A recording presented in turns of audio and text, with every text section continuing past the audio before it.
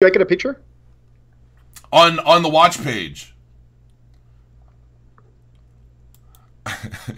Ladies and gentlemen, we are live. I am the Crypto Crow. I am here with my esteemed guest, Giuseppe Rapallo.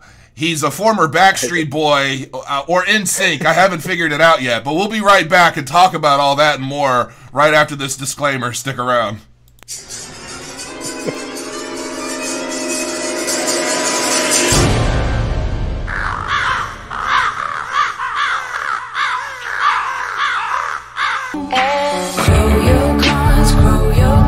You gotta grow your coins, grow your coins, grow your coins, grow your coins, you gotta grow your coins, grow your coins, grow your coins, grow your coins, you gotta grow your coins, grow your coins, grow your coins, grow your coins, you gotta grow your coins.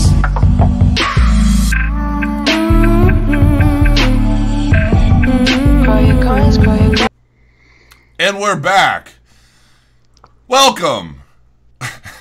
Hello there.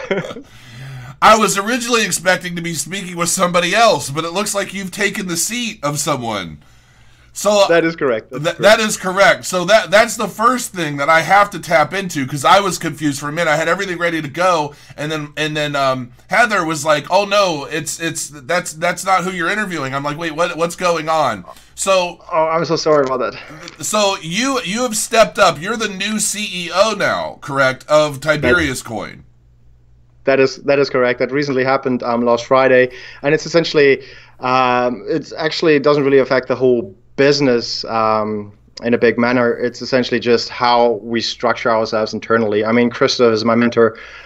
Christoph is essentially behind every project that Tiberius Group is doing, and he's always there helping me out. So he pretty much sits next to me, and I keep asking him all the time. But it was just like I'm doing this full time, and he's focused on the other businesses that he has as well. So we kind of split that up. But essentially, it's Tiberius. It's the brand Tiberius. Gotcha. Okay. I mean, fair enough. Now, obviously, with the market kind of taking another hit today, well, last night, really, damn it.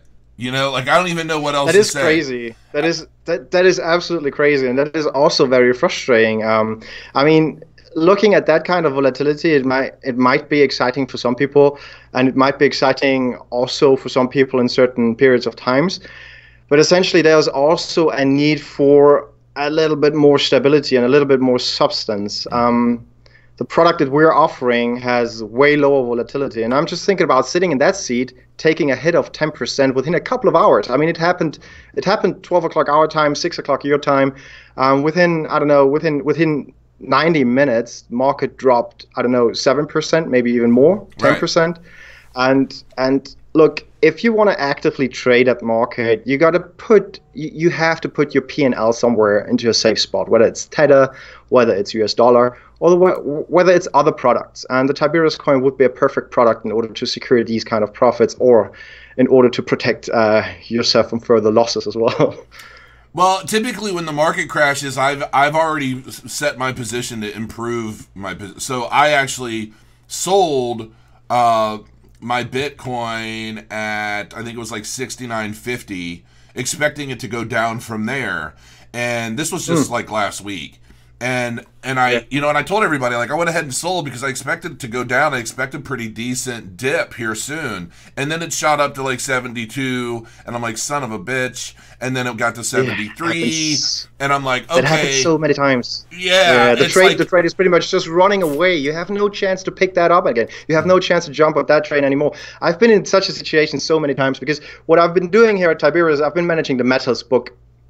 And so I am a trader. I was a trader. I was trading metals. And being in that kind of situation where actually you have the right view and you know where the market is going, you're just waiting for this little timing thing, and then you miss it. And I'm always early. And the market runs away. And there's no chance to get that back anymore. I mean, jumping on that, I mean, I don't know whether you've opened the position. I mean, did you? I did. That's not good. I know. I know. I did. I mean, you know, it wasn't a Sorry lot. to hear. I have a small amount that I actually will trade with and play with. You know, it's basically, I think on that swing I may have lost like less than $1,000. Like, it's not that big of a deal, but All right. you know, yeah. I mean, Look, if it's not affecting you, then it's fine. Right. It's fine. If it's No, not it's affecting you, fun fine. money. It's daily business.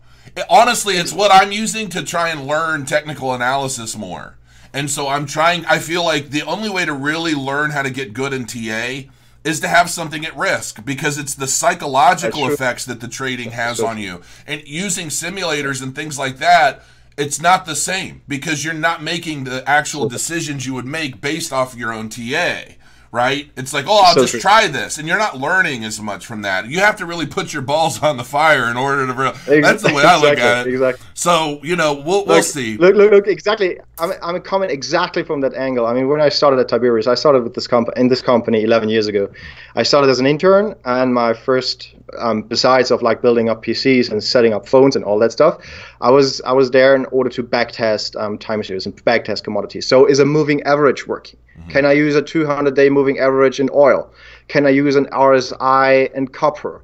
What does it mean essentially when I sell at the top from the RSI and buy at the bottom? Is there a more intelligent way to close it out to get into the market? That was my job. So I was doing that for years. And then moving into the portfolio management team in 2012, it was a complete different show. Completely different. And you can't do that kind of stuff in crypto. You really can't predict anything. I mean, one guy holding a bunch of Bitcoin can just shit all over the market, and there's no way to predict that through TA. It's, you know, in a normal market where, you know, people are just, when we get to the point where the market has started to come back and people are buying into their positions and holding long, and then it's just, we're running analysis on the rest of the market, the retail market, not the whales, then I think TA will become more accurate. But for right now, so... Nah, look, I mean, it's clearly something... It's clearly something we've experienced in the commodity market as well, because what people think is, wow, when you're in a liquid market, like the equity market, like the bond market, stuff like that doesn't happen. First of all, technical analysis doesn't always work in these markets as well. That's the first thing. Second thing, the commodity markets some of these markets are pretty illiquid as well. So if there's one consumer, one producer placing an order, you immediately feel the heat as well. So, and that kind of changes the whole fundamentals as well. So you can analyze the market for weeks. You can do your technical analysis as well. And then at one point, suddenly a consumer says, okay, now I have to sell 200 lots. That's it. And the market drops immediately. So that's the interesting part about commodity markets. So kind of commodity markets are in between of the traditional old-fashioned markets and the new world, the crypto world. So tell me, so Tiberius Coin, you know, your access to the $34 trillion tech metals market. Now, this is a coin that's backed. This is actually backed by what? Copper, gold, silver, sheet metal, aluminum? Correct. Like, what is it? All the above? Correct. First of all, we're experts in this field, so we know how to deal and trade these type of metals. Second, we've been looking at the crypto market and we felt, I mean, there's some substance needed. It's not like that we want to replace anything, and we're a big fan of that. And actually, a couple of people in my team, they are actively trading all these cryptocurrencies as well, all the way. But we thought, well, an addition of a new product could help the market as well, because lowering the volatility could help. So we came up with this idea of a basket, because a basket always has the advantage that it spreads the risk. It's already nicely decorrelated, if you want to put it in that way, which is very convenient if you want to put your money in there. And also, and that is probably the most important part, compared to Bitcoin, if you look at the volatility of Bitcoin, which is sometimes, I mean, I've calculated it was over 100%. Our volatility in our basket is below 10%. So obviously, that is a kind of product that might get very interesting if somebody is looking for stability in the crypto world, or if somebody is looking for just a daily exchange of where do I secure my P&L. A lot of technical analysts, for instance, they only do day trading, and overnight they secure their profits, and they go into safe havens like gold, or they go into safe havens like bonds or something like that. And the Tiberius Coin could be such a product for the crypto market. So you're ultimately looking to position Tiberius Coin as something that's kind of like a store value in a sense. It's kind of everything, and it is so exciting. It is so absolutely exciting because initially we wanted to bring some substance, right? We wanted to add some value in this kind of market. We wanted to have a situation where people can choose a product which is not that volatile and which secures their profit and where is a real tangible value behind backing it. But also lately, and this is so exciting right now, we're getting so many click rates from Turkey, from Venezuela, from Argentina, from Chile, all these countries that are suffering high inflation. Of their own currency. They are not really looking for a replacement for their own currency. Obviously, the government is not interested in our coin, but the people on the street, they are interested. And yeah, no worries. I get that joke, but I'm so emotional about that because our marketing guy is initially from Chile, and he said, well, the situation was quite different. So my mother had to trade, I don't know, eggs versus bread or something, that kind of situation. And I saw the video in your chat as well, where the guy is talking about Africa, where there's this African coin which could help the people in Zambia or South Africa or something. Cardano? Charles Hoskinson? I'm not 100% sure whether was it that. It was a small clip of 2 minutes or something, and the guy was on the streets in Africa, and he was saying, "Look, actually, it could have a real impact here." And people. Oh, that's with Ripple, I think maybe. Really? Ripple was, so okay. So Cardano is building an entire ecosystem in recruiting and training developers in different parts of Africa to kind of help facilitate their ecosystem in those parts of the world so that they can basically put like their crops and things like that on the blockchain and improve their overall economy. But I was interviewing Charles Hoskinson, who's like, he was one of the co-founders of Ethereum, and if it was Charles, I think you'd probably have known, like, oh, that's Charles. Yeah, he's a huge name in the space. So I don't know what other clip you might be referring to, but I know that a lot of different companies are targeting some of the third world countries and trying to kind of speed up their economies, speed up their progress to kind of catch up to the rest of the world so that there aren't any cracks. Exactly. Yeah. We had this on our radar, but we weren't really, we were quite surprised about the traction we're getting in these countries because these people are looking for a solution. They wanna secure their money, the hard work money, and it could have such a huge impact, and it's actually, long story short, it's super exciting. It's super exciting right now. So you guys are post ICO, or have you not even launched an ICO yet? What is, I'm kind of confused. ICO, such a bad word. STO, perhaps? Is this going to be a security token? Like what? Tell me more. Personally, I don't care. Because what's going to happen October 1st is we're going to sell metal. This is pretty much what's happening. The fact that this metal is registered on a blockchain and identifies the legal owner of the metal is a complete different story, and might be very convenient for a lot of people and for a lot of investors. But essentially, this is what's going to happen. Whether you want to call it, initially we called it ICO because it's an initial coin offering, right? But then we realized, well, ICO is a term used by the crypto community in order to do some sort of crowdfunding, and it's not really fitting. Right. So we were calling it token generating event. Then we were calling it initial metal sales event. And at this stage, actually, it doesn't really matter to me. It's just so exciting and so important that it's all going to start on October 1st. And October 1st is the day when we're gonna start selling the coin. Okay, so you're selling the coin starting October 1st. Buying the coin means what? Like, what exactly is the use case for the project? And you say it's backed by metals. So is this kind of like, I own some Tiberius coin and your team is out there trading commodities and profits are generated and distributed to coin holders? Or is it no? Okay, no. I'm throwing stuff out there. Explain to me. Obviously that would be a great product, having some type of funds and active investment products on the blockchain as well, because you could have it in your wallet. Mm-hmm. You would have a certain investment product in your wallet and somebody else would trade it and generate profit for you. That would be great, but this is not what we're doing. What we're doing is we're selling metal. So if you buy the coin, investment hedge offering? Somebody in chat was saying an investment hedge offering? investment hedge offering. That's interesting as well. But so essentially, if you're entering in a bilateral purchase and sales agreement with us, where you agree that you purchase metal for a certain, like in a certain quantity, right? You're subscribing a certain amount of money, for instance, $10,000, right?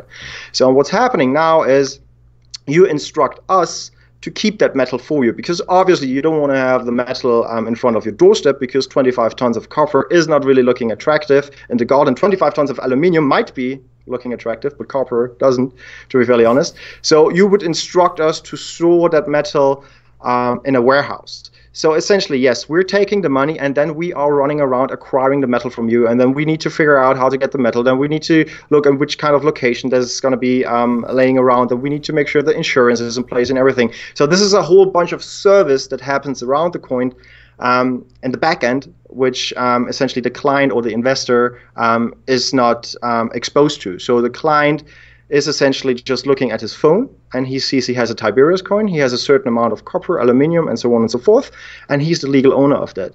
And that is the thing that makes it so attractive, because usually carrying around the metal in your backpack is not really nice as well, but having it on your phone, on your wallet, that's very attractive. Whether it's from an investment perspective, like guys like you, whether you want to trade it daily, right, or whether it's more a long-term play that you want to put your savings in there, or whether it's for a crypto fund, because crypto fund could have this as a means of decorrelation in order to diversify the investment structure of the fund. Usually funds have a ratio of 5 to 10% of metals or commodities in their product. That could be something interesting for the crypto funds, or whether it's a means of payment for people like in Chile. They could essentially exchange that and store their value, and once they need it, they could exchange it back.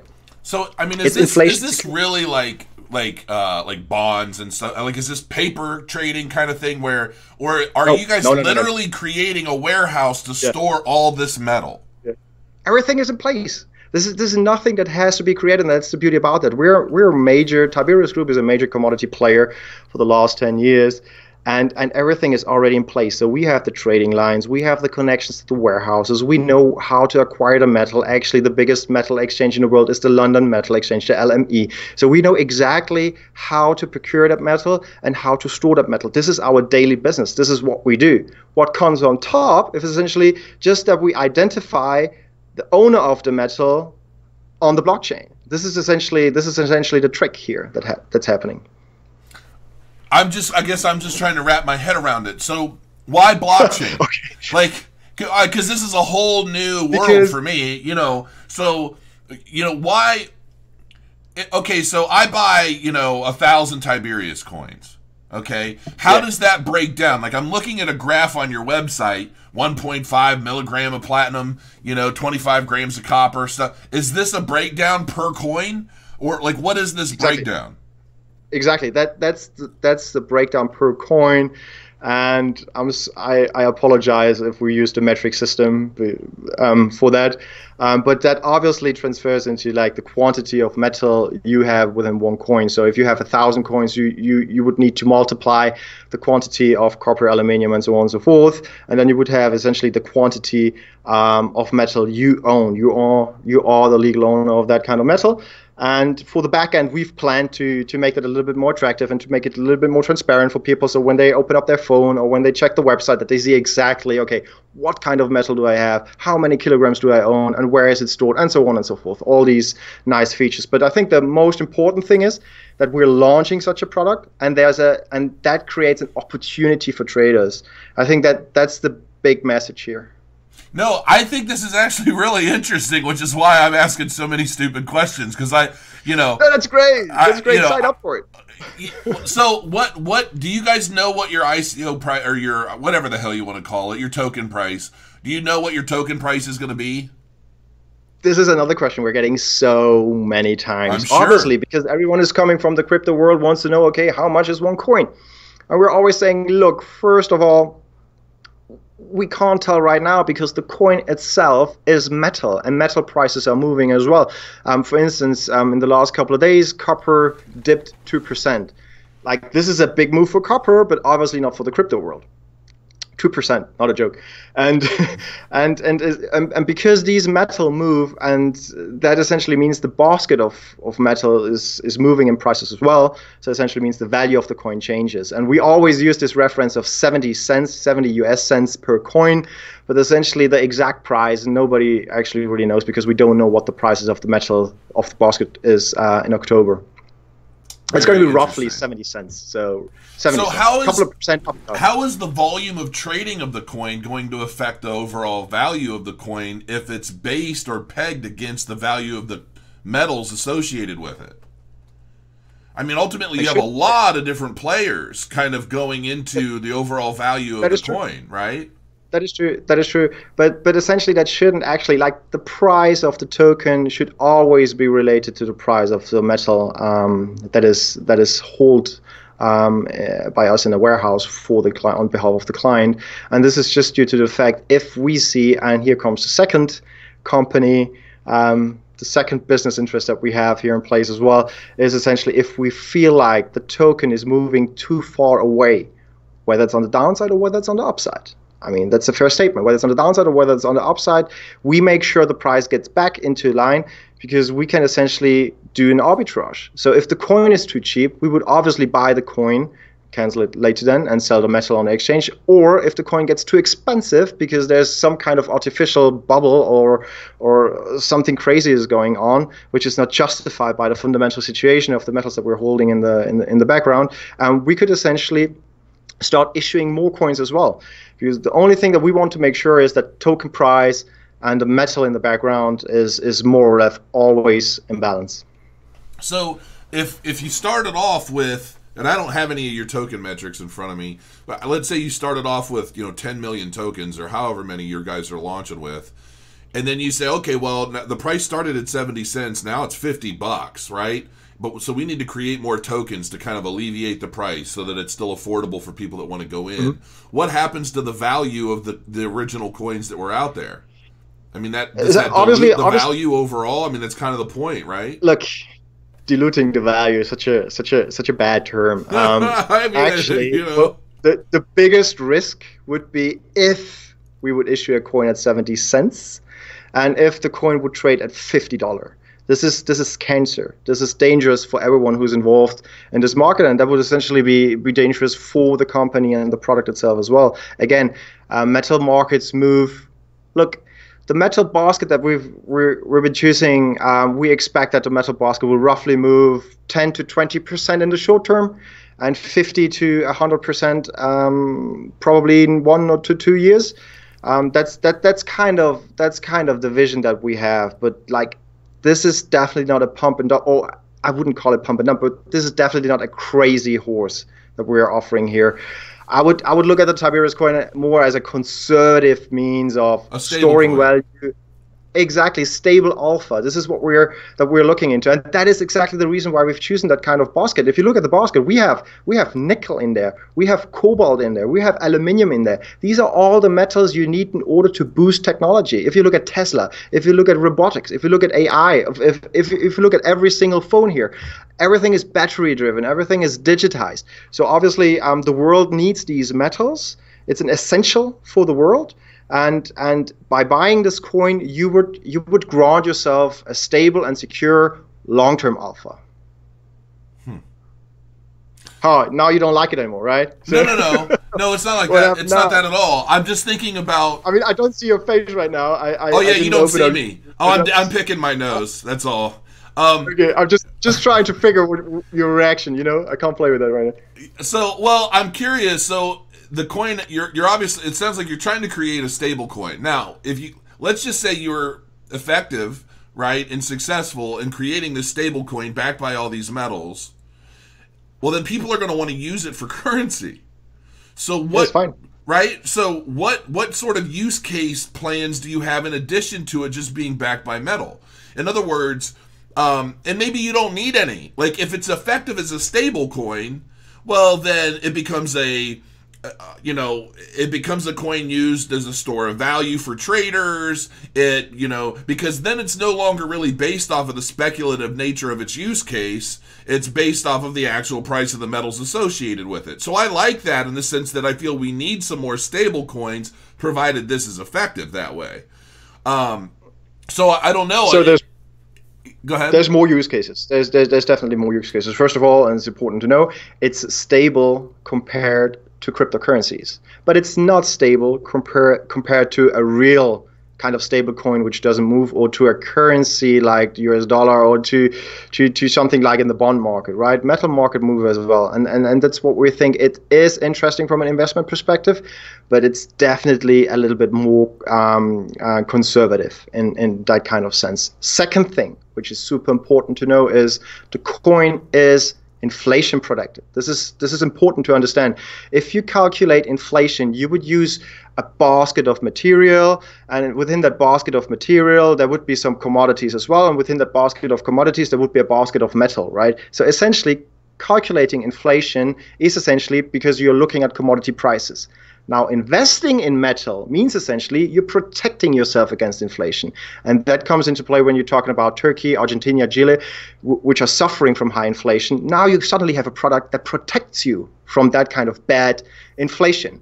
And the third use case, and this is the big vision that we have as well, if you trade, and this is funny, if you trade commodities nowadays, if you ship aluminium around the world, you need at least 2 banks, you need a full team, you need a metal merchant, you need paperwork you wouldn't believe, you need physical paper which needs to be shipped around the world, and this is all happening while we send robots to Mars, while Tesla is planning to send humans to Mars.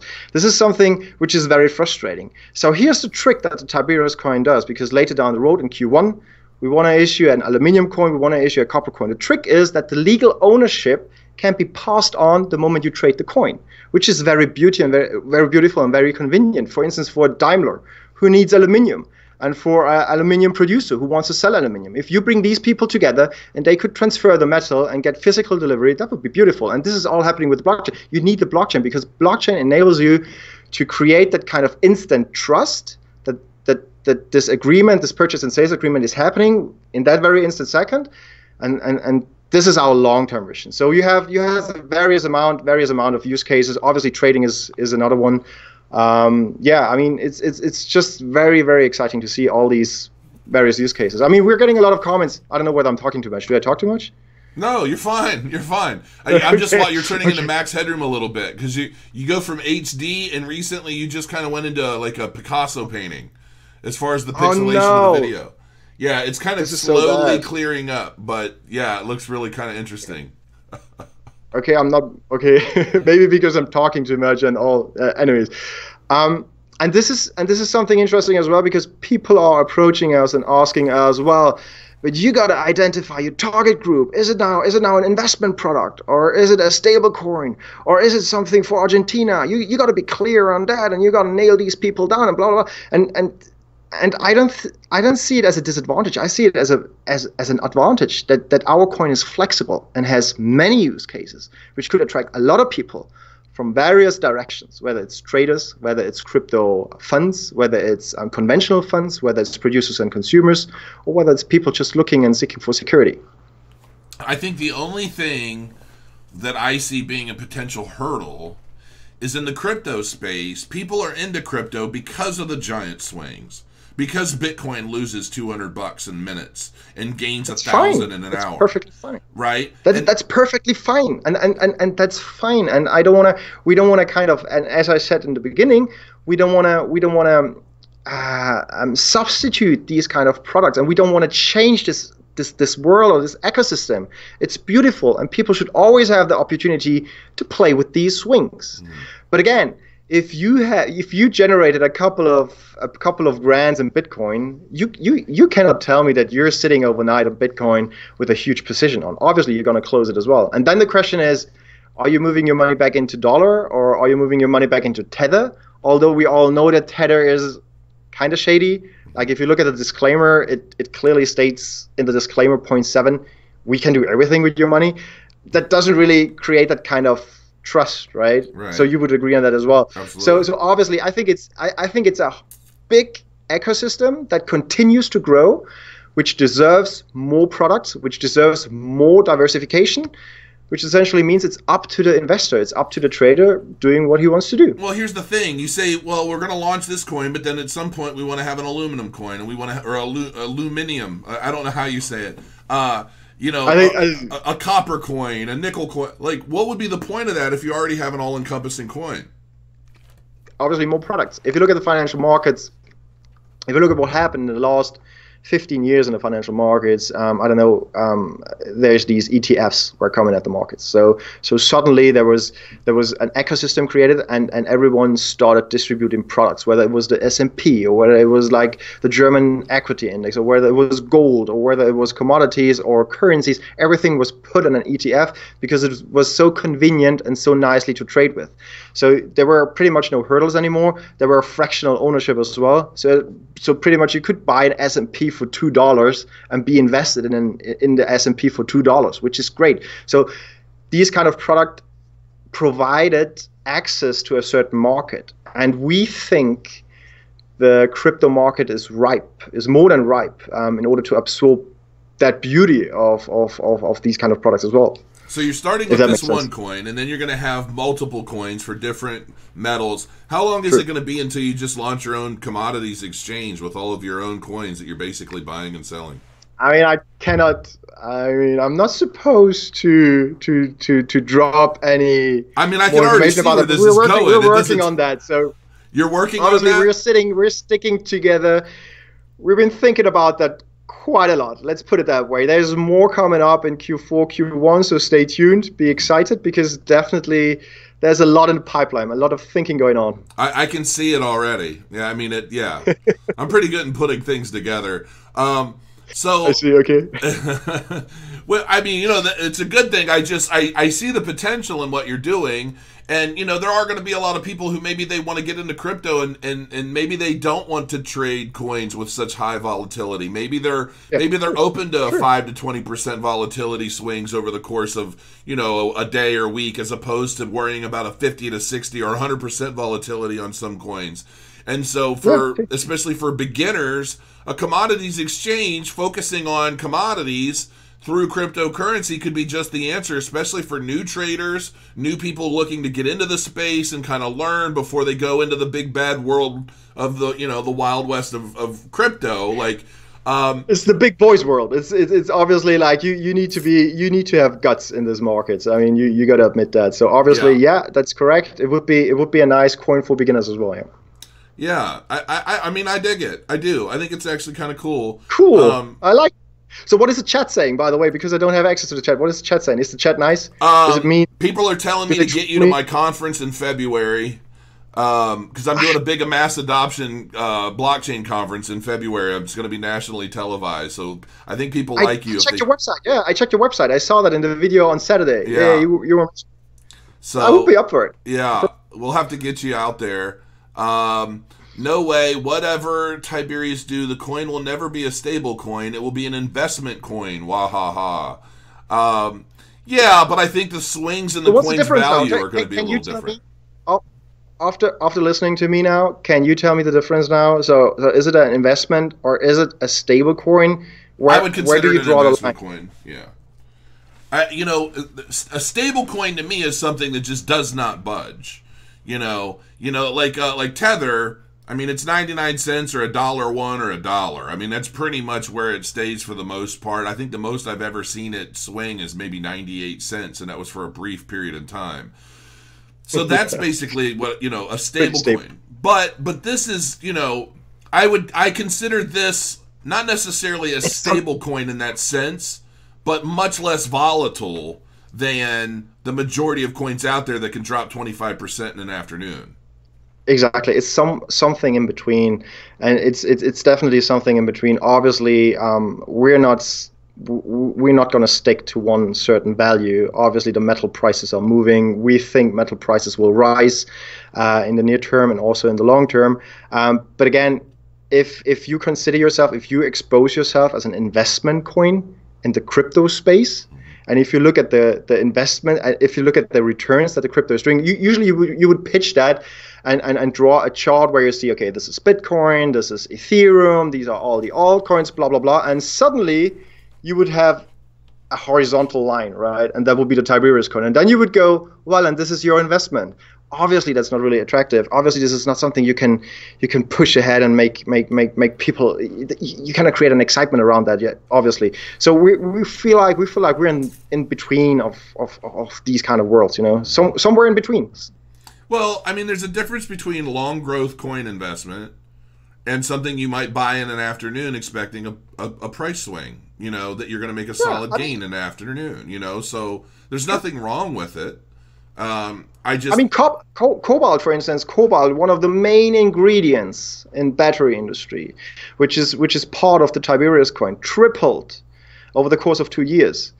Tripling in price, it's great, but it happens over a period of 2 to 3 years. So you have to be patient with that. I mean, we're talking about stable alpha, and it's not going to happen overnight, obviously. Right. So what happens if I had, like, you know, 1 million Tiberius coin, and then you end up launching individual coins for every one of these metals? How does that affect the coin I already own? Not at all. Not even a single bit. Just imagine the moment you have 1 million coins, is like you have that amount of metal in your backyard sitting. And obviously, whether Tiberius is going to issue more coins or whether the world produces, like, it doesn't affect the metal that's sitting in your backyard, right? You would agree on that, and that is the whole idea of the coin. So essentially, the moment you have the coin, you're the legal owner of metal, which sits in a warehouse. That's the beauty about them. No one can take that away. That's the reason why we call these kind of assets segregated assets, because even if the company would declare bankruptcy, even if we would go belly up, even if we would change everything and issue new coins and blah, blah, blah, the value of your belonging wouldn't change. So I've got a question, and it makes sense. Brandon Lopez, he said, printing more coins to keep the price at a certain price goes against the purpose of a currency being backed by something. If value goes up, why manipulate the price to keep it at the previous price? Because obviously you have the coin on one side and you have the value of the subject you're backing it, right? And these kind of values need to be in balance. So if there's, for instance, we call this squeezing. So for instance, if you would have someone sitting on a crypto exchange pushing the prices of Tiberius coin or dumping the prices of Tiberius coin, right? You have an issue with that because obviously the prices would detach. But what happens next? If the price of the Tiberius coin is super, super cheap and the price of the metal basket is still very high because that hasn't moved, but the price of the coin is very cheap, we could acquire the coin and buy the coin because we know we get physical metal very, very cheap. And then we could go to the London Metal Exchange and sell that metal again, which essentially means nothing other than we would take away coins from the market in order to bring the demand up again, in order to stabilize the price. And same's happening in the other way around as well. So there's a super expensive coin, but the metal is very cheap. So we can acquire cheap metal and issue a very expensive coin, which means we would place a lot of coins into the market, which leads to the fact that coin and metal would be in balance again. So obviously and obviously everyone can do that. Everyone is invited to do that. It's not us playing central bank. It's up to the community, and the more people would participate. This is what we call arbitrage in the financial world. It's a classical arbitrage in order to make prices stable. The more people who would engage in arbitrage, everyone is invited, the stable the coin is. The more stable coin is. Okay. This is something you don't like, right? No, I think it's fine. Look, I think you have an interesting project. I'm just curious because it's kind of for me, it's a new concept, right? So it's very much a test case, in my opinion. How will this be received by the crypto community? And then how much interest? I mean, it could potentially be a crossover coin as well. It could be something that commodities traders look at and think, you know what, this might be worth getting into crypto for. So, you know, there are a lot of different questions in my head that only time are going to answer. And so, you know, yeah, I mean, I think it's cool. Yeah, definitely. I mean, but if you look at the blueprint, what's happening, it's essentially exactly what happened 15 years ago when the first ETFs were launched. People were also thinking about how can this happen? How do you grant price stability? How do you make sure that the ETF is attached to the S&P, for instance, or to gold, for instance? And right now, these are one of the biggest products out there. And without ETFs, I mean, I have ETFs as well. The issue with these products, they work. The concept works, and it's really like providing liquidity to the market and attracting people to that kind of market. The issue with ETFs is that they are something synthetic laying around and on your broker's account. If you want to convert it, you can sell it immediately, but then it has to be converted from your broker account to your bank account, and it takes a couple of days until it gets converted back to your physical cash. So and this is not a lie. I tried. I sold a fund share for this company here, and it took over a week until we got the cash. With blockchain, it's completely different. It's completely revolutionized, so convenient and so easy. So you can sell it and you have the money immediately. This is the beauty about that. So let's say, just playing devil's advocate. Let's say I own 50 million Tiberius coins, okay? Nice. And all the metal in the world is gone except for what is spoken for by my Tiberius coins. Yeah. What happens? I mean, 50 million. Just being a hypothetical devil's advocate. But like, all the metal in the world is spoken for by my Tiberius coins. I control the rest of the metal in the world. What happens? Obviously, you would be a huge player. You would live in a completely different world. But I think the question is justified. What happens if, for instance, we have issues acquiring a certain metal, like is tin liquid enough to absorb? If for instance, if we were able to raise 150 billion, we would slowly be in a situation where we would say, well, now it's really hard to get the tin with the liquid prices. What's going to happen then is obviously that the metal prices will rise, and rising metal prices doesn't necessarily mean it's something bad. It means essentially that people and industries are incentivized to create more mines, to dig more metal out of the ground. Hold on, because my question is actually, I have a specific purpose for asking it. So from my perspective as an investor, I'm buying all this metal through the Tiberius coin. I control all the rest of the metal in the world. So if by the very nature of the coin, it's to say that in order for somebody to get access to the metal that I supposedly control through the coin itself, how does one get access to that metal through me? Do I have to send them the coin directly? What happens if I were to sell that coin on exchanges and I'm the only supply? There's two. Yeah, I see the point. There's two ways. First option is essentially you essentially trade it on an exchange, right?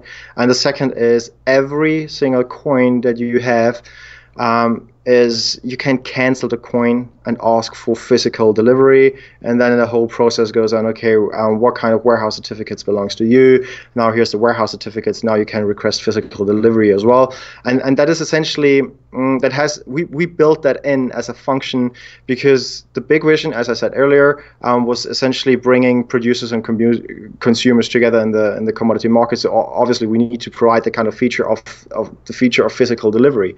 Also, it creates a little bit a new level of transparency and trust, because people know, okay, if shit hits the fan, if all crypto exchanges go bust, if Tiberius goes belly up, I can still cancel my coin and legally claim my warehouse certificates, and then you have the piece of paper essentially, and the piece of paper is a bearer paper, which is essentially in any jurisdiction around the world is exactly the same thing than the metal in the warehouse. So you can go step up to the warehouse. That was my question earlier. Exactly what I thought. Okay. Exactly. You can go to the warehouse saying, "Look, I'm the owner of this metal. This metal belongs to me. Now I want to have it." Right. Like a bond, and like a.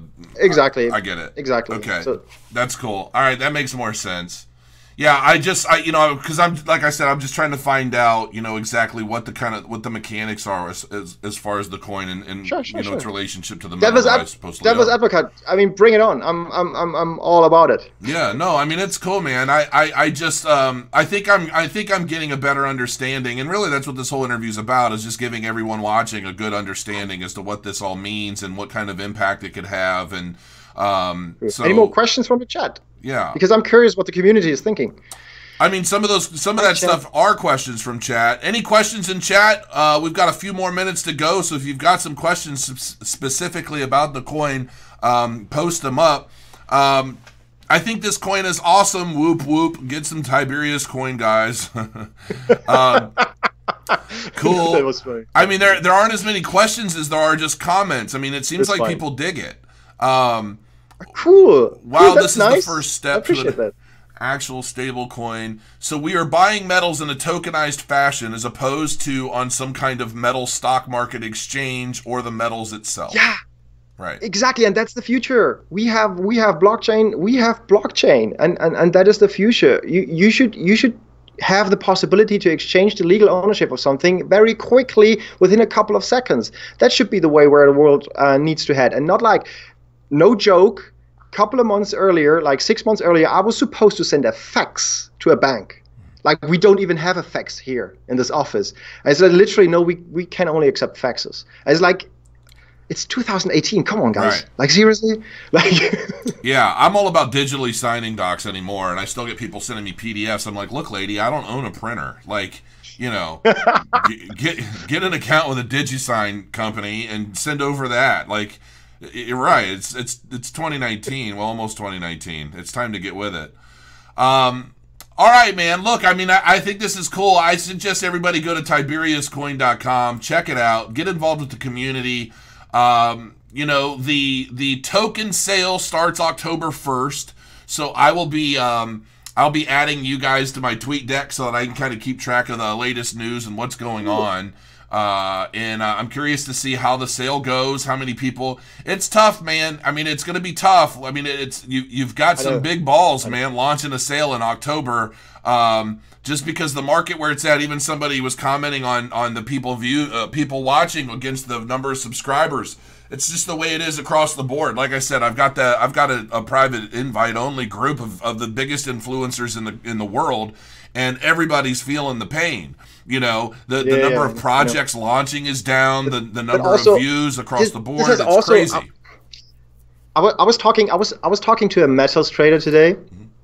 And he was like, yeah, you should be fine because metal prices are going to rise, blah, blah, blah. And I said, look, building up a business and executing a trade are two different things.